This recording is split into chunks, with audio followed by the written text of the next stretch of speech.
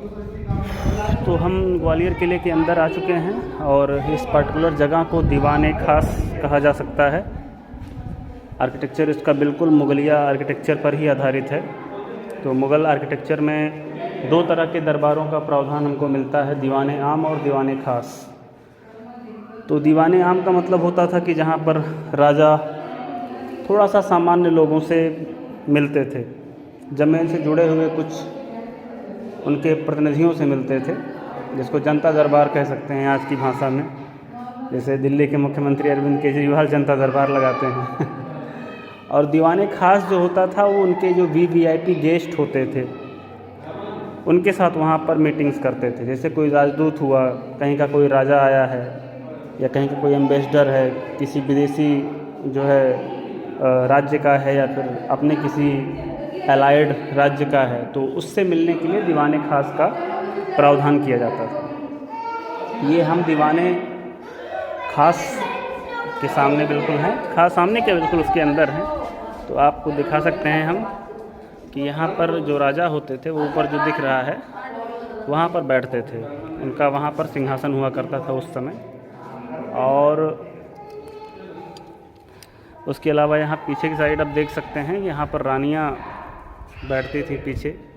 ये पूरा बैन था, यहाँ पर पर्दे लगे हुए थे, अंदर से बाहर देख सकते थे लेकिन बाहर से अंदर नहीं देख सकते थे।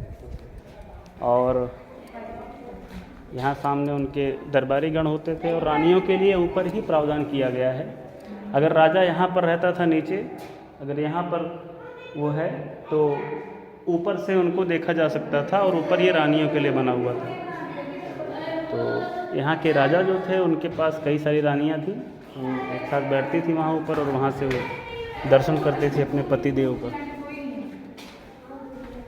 और एक इम्पोर्टेंट जो संरचना हमको यहाँ दिखाई पड़ती है, आप इसको देख सकते हैं। ये नागर मंदिर स्थापत्य से प्रेरित एक तरह का आर्किटेक्चर है मंदिर का।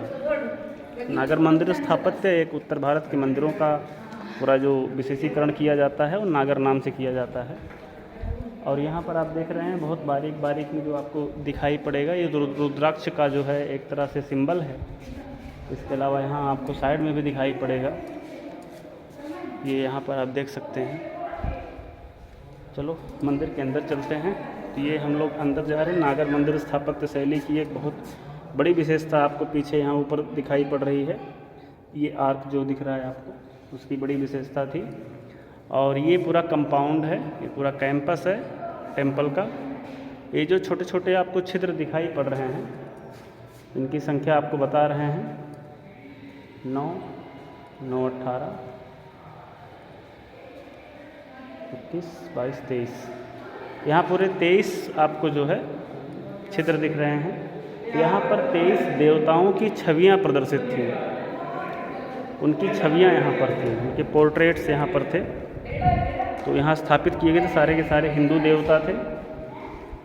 और इसके पीछे आप देख सकते हैं नागर मंदिर स्थापत्य शैली की एक और विशेषता है कि यहाँ प्रदक्षिणा पथ का प्रावधान किया जाता है। विकसित प्रकार के जो मंदिर मिलते हैं, तो पीछे आप देख सकते हैं ये पूरा प्रदक्षिणा के लिए बना हुआ था, कैंपस की परिक्रमा करने के लिए बना हुआ था। तो इसके अलावा यहाँ पर आपको विशेष तरह के कलर का प्रावधान मिलता है। ये जो ऊपर ब्लू ब्लू टाइप का आपको दिख रहा है, यह एक विशेष तरह का रंग है। और इस रंग का निर्माण जो होता था वो सोने चांदी के मिश्रण से होता था। इसको बनाने में जितनी लागत आई थी उतना सोने चांदी की धातुओं को लगा देते तो शायद नहीं आती, क्योंकि यह विशेष तरह से तैयार किया गया कलर था। और यही कारण है कि आज तक वह अभी तक धूमिल नहीं हुआ है, आज तक डल नहीं हुआ है आज तक। यहाँ आप देख सकते हैं ऊपर। तो चलिए फिर किसी और स्थापत्य की तरफ चलते हैं। यहाँ का तो हो गया। ये हम किले के बाहर हैं और यहाँ आप देख सकते हैं लाइट वेट जो तोप होती थी उस समय की, उनका प्रयोग युद्धों में किया जाता था। कम भार की जो तोपें होती थी। तो ये अभी हम लोगों ने मान सिंह महल का विज़िट किया है। बाकी के जो हिस्से हैं उनको भी हम देखते हैं बाद में।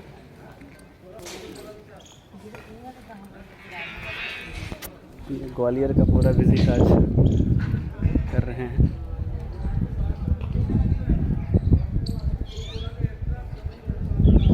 इस पूरे के पूरे महल का नाम मानसिंह महल करके है, इसको मानसिंह महल कहते हैं। और अभी तक हमने जितने भी राजपूत राजाओं से संबंधित किले देखे उन किलों में शायद यह अब तक का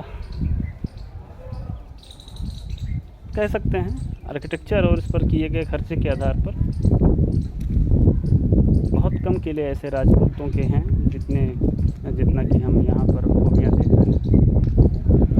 जब हम कलर की बात कर रहे थे अंदर मानसिंह महल में दीवाने खास में, उस कलर का प्रयोग इस पूरे के पूरे किले पर किया गया है।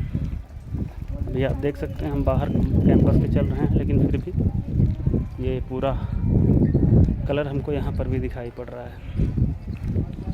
और ये उनका मेन गेट था जहाँ से एंट्री होती थी। राजा की हाथी पर सवार बैठते थे अक्सर जो राजपूत राजा हुआ करते थे। चलिए फिर हम ग्वालियर किले में दाखिल हो चुके हैं। मानसिंह महल बाहर हमने अभी देखा, उसका हमने अपडेट किया है। तो इस पार्टिकुलर जगह को कर्ण महल कहते हैं। कर्ण महल इसका नाम पड़ा है महाभारत जो हमारा एक पौराणिक ग्रंथ है उसके आधार पर इसका नाम कर्ण महल रखा गया है।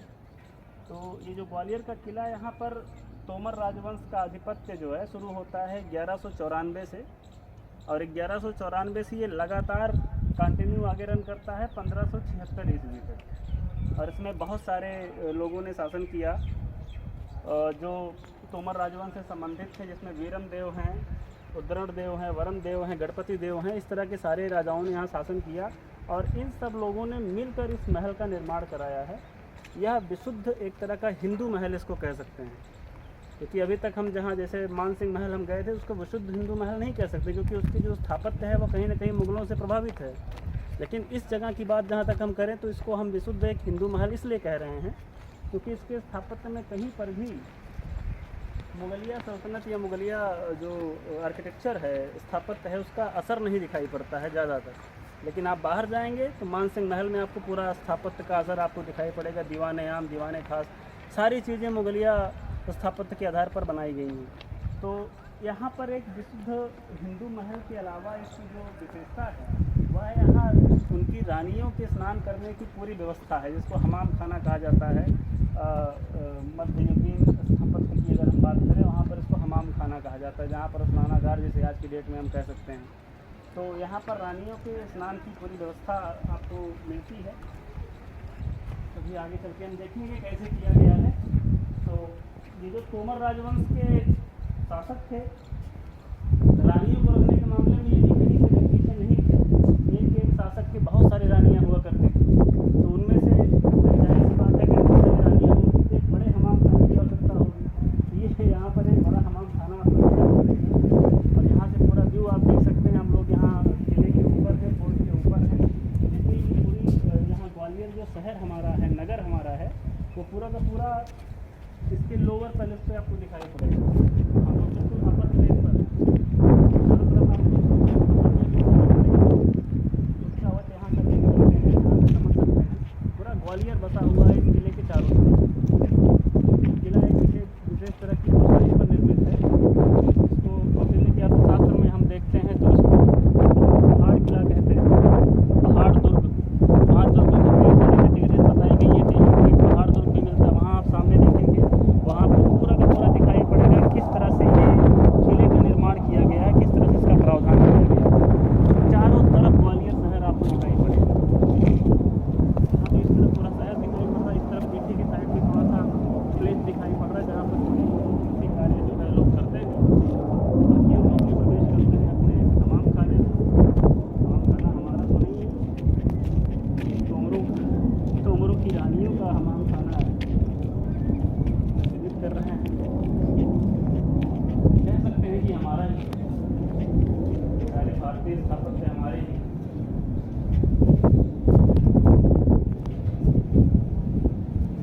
ये हमाम खाने की बात जो हम कर रहे थे, नहाने के बाद निकल कर यहाँ पर रेस्ट करते थे और हम हमाम खाने की तरफ ही जा रहे हैं और शायद काफ़ी टूट गया है तो अंदर जाना बहुत सेफ नहीं है। देखते हैं जहाँ तक जा सकते हैं वहाँ तक तो जा ही सकते हैं। ये कोठरियाँ बंद हो गई हैं, अदरवाइज हम आपको दिखाते हैं यहाँ पर हमाम खाने की पूरी प्रबंध आपको यहाँ दिख सकता था।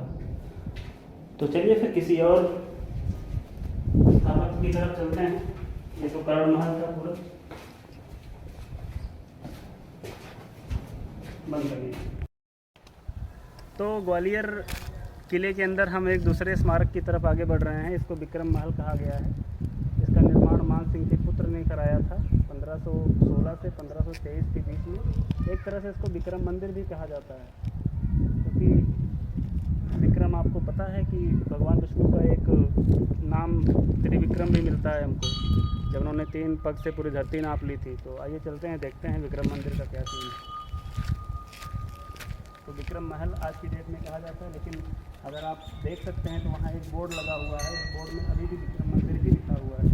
बेसिकली यह एक मंदिर है, इसको महल का रूप देने का प्रयास किया गया बाद में, जवान महल की तरफ किया जाने लगा मुगल पीरियड में, उसके बाद फिर ब्रिटिश पीरियड में।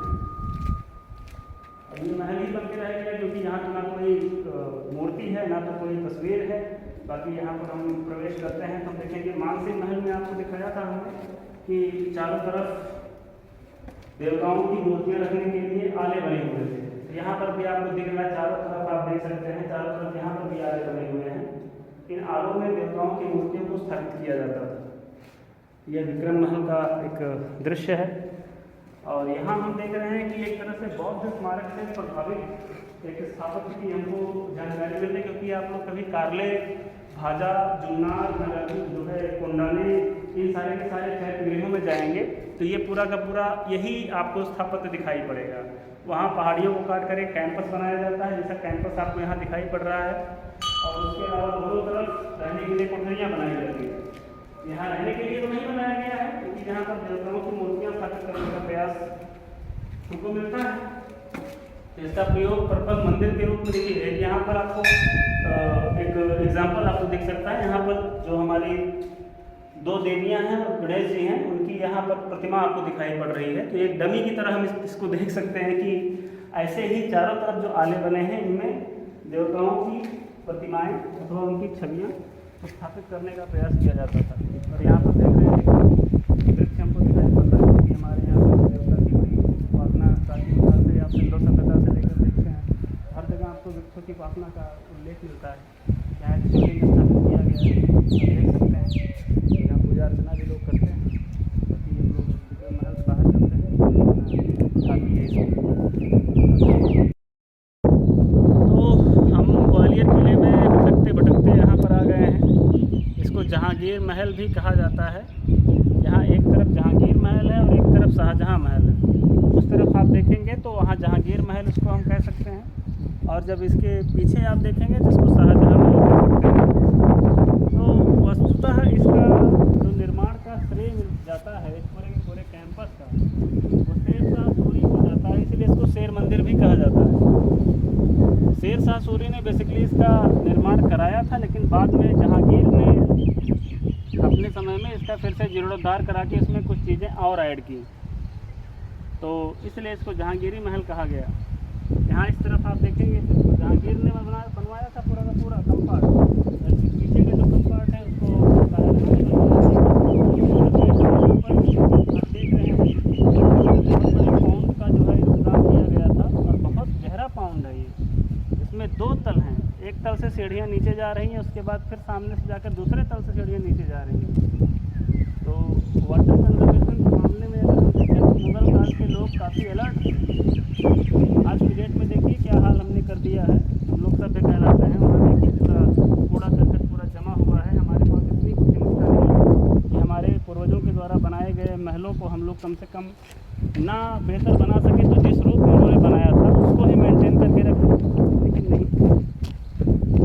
हम लोग फालतू की चीज़ों में उलझे रहते हैं, लेकिन जो काम वास्तव में हमें करना चाहिए, सरकार को इस पर भी ध्यान देना चाहिए।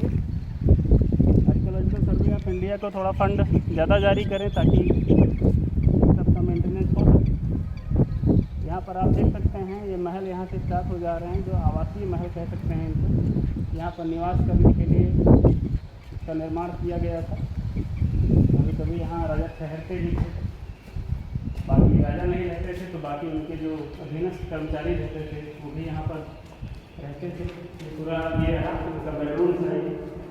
तो यहाँ आप देख सकते हैं ग्वालियर जो शहर है इसके बाहर दिखाई पड़ता है पूरा का पूरा। ये ग्वालियर शहर है, इस तरफ दिखाई पड़ रहा है और इस तरफ किले का बाकी हिस्सा आप देख सकते हैं।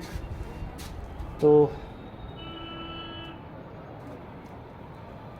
पूरा शहर बसा हुआ इसी के चारों तरफ। और जो हम रुके हुए हैं जिस अपार्टमेंट में, वो अपार्टमेंट वहाँ वाइट दिख रहा है, उसमें हम ठहरे हुए हैं। आ जाओ।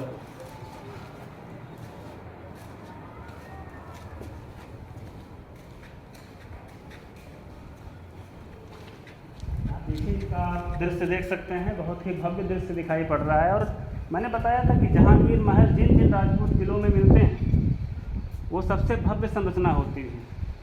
चाहे ओरछा की बात कर ले, चाहे यहाँ की बात कर ले, चाहे हम उसके बाद राजपूताना क्षेत्र में किसी भी किले की बात कर ले, हर जगह जहाँ पर भी जहांगीर महल बने, लगभग हर जगह जहांगीर महल बने हैं।